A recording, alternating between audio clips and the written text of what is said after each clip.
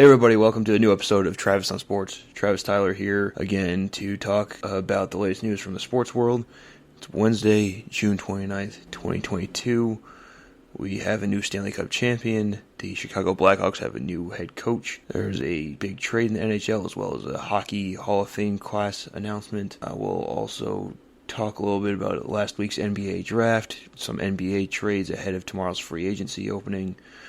Also some player option pickups in the NBA, pickups and declines, that is. We have a College World Series winner. We'll have an update on the Aaron Judge arbitration situation that has been solved since the last time. The Charlotte Hornets have a new head coach. There's suddenly more talk about MLB expansion and even relocation. There's some drama going on with Freddie Freeman and his agents and that whole situation between LA and Atlanta. We can get some baseball injury news.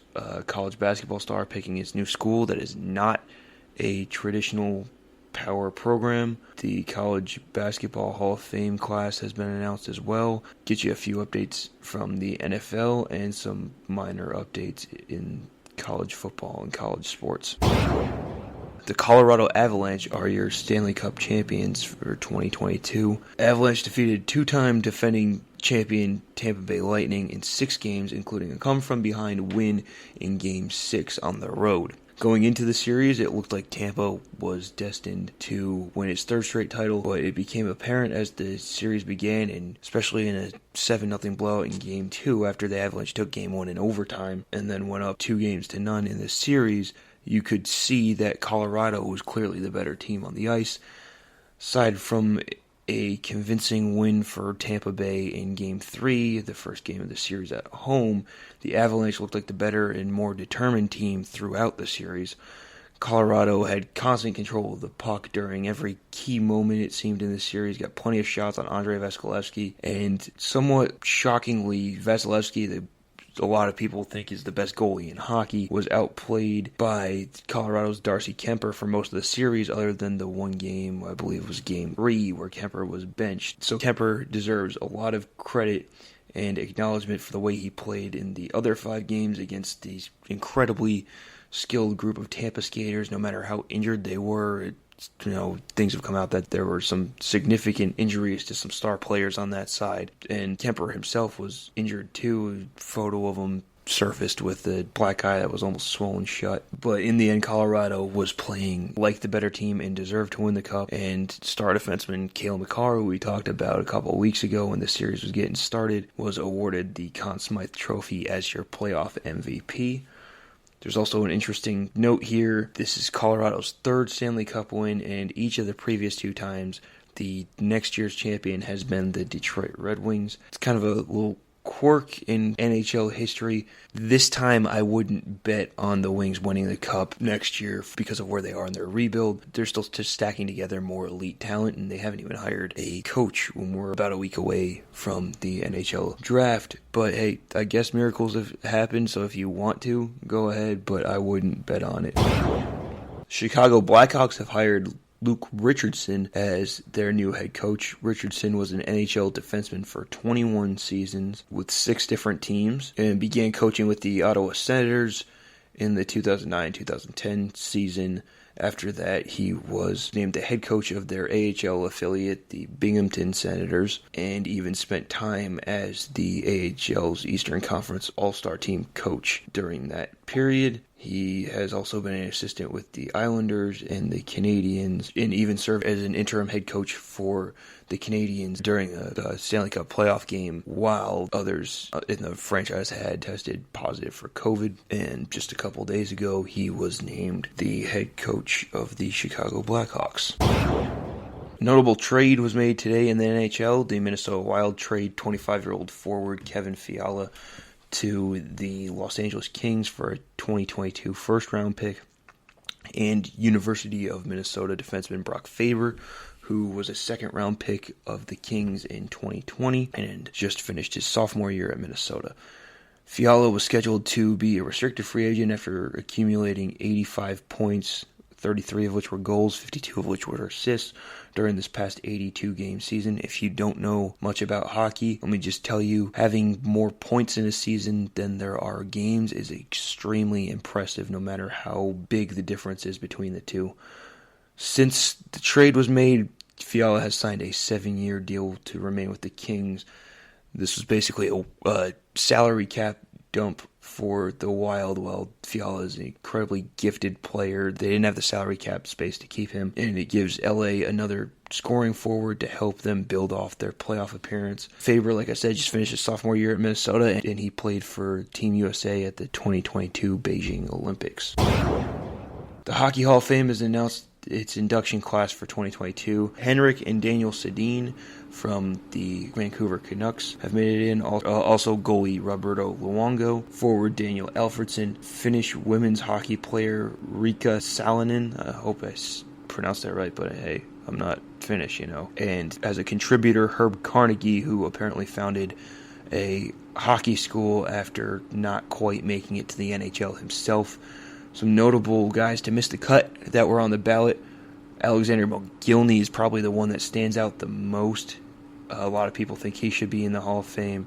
Henrik Zetterberg, Rob Brindamore, Curtis Joseph, and Jeremy Roenick.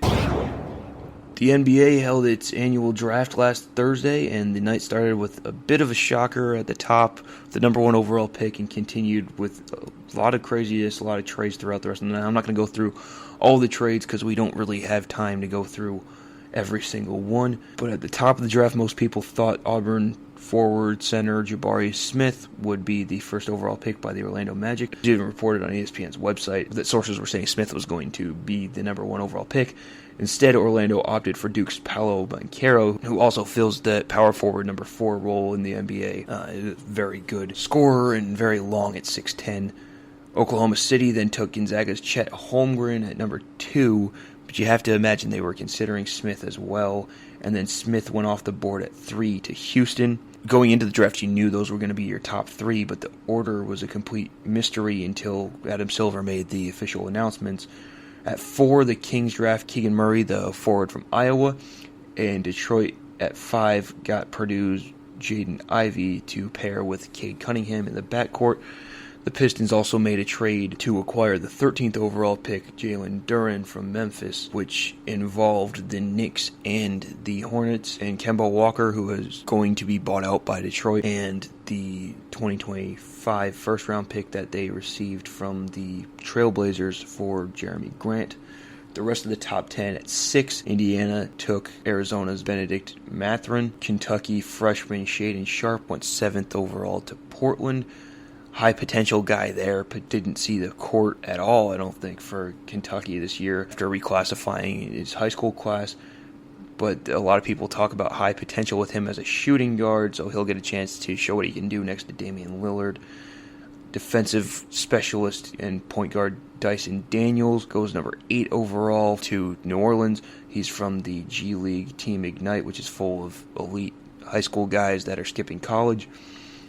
Baylor forward Jeremy Sohan goes to San Antonio at 9, and Wisconsin guard Johnny Davis goes to the Washington Wizards at number 10. An interesting thing, I believe the New York Knicks did not acquire any drafted players that night. I'd have to go back and look again, but I do know for sure the only player that was officially drafted by then was then traded later that night, and that kind of pissed off Stephen A. Smith. There's pretty funny clips of his reactions to the Knicks draft night. If you want to go and find those. Best fits that I find in here, I think Ivey and Duren fit Detroit very well. Ivey is that quick, super athletic point guard that can fit in right next to Cade Cunningham, and he gets a lot of John Morant comparisons for his style of play. Jalen Duren gives them a big, kind of faster guy at center with some muscle, a little bit of scoring ability, and some toughness.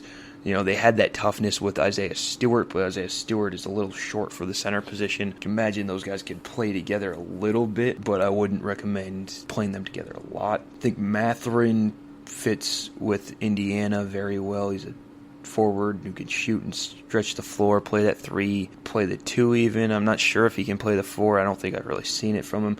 But with explosive athleticism and his ability to stretch the floor. Like I said, he fits in with Indiana, especially with teams sniffing around on trades for TJ Warren, who currently plays a similar position and similar style that Mathurin has. I do also like where Ochai Agbaji went. I voiced this last time, and I'll say it again. I'm not very high on him as a pro, but one thing he's always been very good at is his outside shooting. And he goes to a team in Cleveland that could really use that, especially the way his style would kind of fit with the penetrating ability of their point guards Darius Garland and Colin Sexton if he returns. I also like the Malachi Branham and Jeremy Sohan picks for the San Antonio Spurs, a couple tall, athletic guys that can play multiple positions and basically positionless basketball. I mean, Sohan's a guy that is 6'9", is really a small forward, sometimes power forward, who they trusted enough to bring the ball up as a point guard sometimes. And he's a European player, and we know how well Popovich and those guys do well developing those Europeans. And Blake Wesley, the guard from Notre Dame, was their third first-round pick that they acquired. He's got time to grow. He's only 19. I believe he was a freshman last year. I haven't seen a lot of him, but I hear very good things about him, and they could certainly use a young point guard after trading DeJounte Murray. Golden State, the pick I liked for them was Patrick Baldwin Jr. Provides them some insurance at small forward. Probably didn't hear a lot about him in college because he played at Wisconsin-Milwaukee, but there's a reason for that. His dad was the coach. Other than that, he was a McDonald's All-American and one of the top high school recruits. Spent 2 years at Wisconsin-Milwaukee. A very good scorer.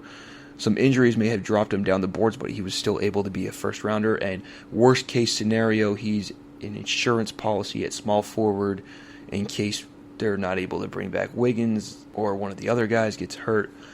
And best case scenario, he becomes a future starter and a go-to scorer down the line. I also like the fit of Mark Williams in Charlotte. He is kind of the perfect type of big man to surround their guards and all their shooters on the wing, because he's a guy that, we say this about a lot of guys, but he's 7'1", he's long, athletic, he runs the floor very well for a big guy, and he's tougher than most big guys are coming into the league these days, and that should help them a little bit. I think one of the drawbacks for them was that they're not necessarily tough enough, or that other teams don't perceive them as being tough enough, and that should help in that aspect. He's not going to be a big guy that can step out and knock down a bunch of threes, but that's not what they're looking for. They're not really necessarily looking for a superstar scoring big man. They're looking for a guy who can, fit in with the guys around him. And I think that made a lot of sense for Charlotte there. Kennedy Chandler, the point guard from Tennessee, is a very quick guy. He's a little smaller, but he gets to go to Memphis after being traded from San Antonio, and will get to work and learn behind Ja Morant. And you can do a lot worse for a backup point guard than Chandler.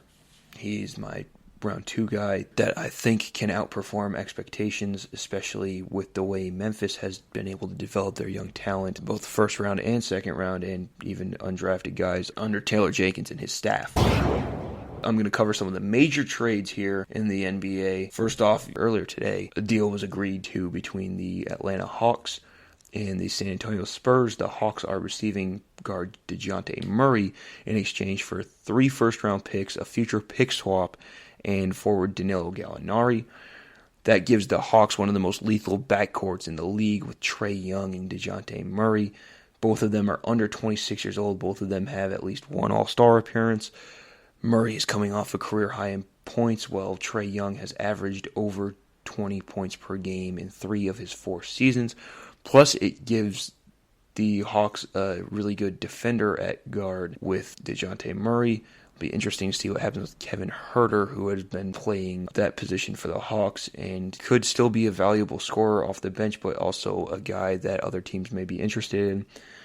The Spurs made this trade for the 3 picks, obviously, to continue their rebuild. At this point, Gallinari is not the big draw. He's an older veteran.